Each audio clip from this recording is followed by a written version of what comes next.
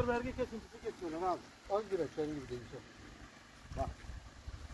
Bak Ahmet abi şimdi suç bende mi ya? Bir de AK Parti oy verirsen öyle olur. Sanki CHP geçse almayacak, hepsi alacak. Hepsi Aramzade abi. Belki bu kadar almayacağız onu bilmiyor şimdi. Başı geçmedi. Zade gibi koyulan masanın altına de. Ya şimdi bilmiyoruz ki ne yapacağız, ne yapacağız bilmiyoruz. Başı geçmez.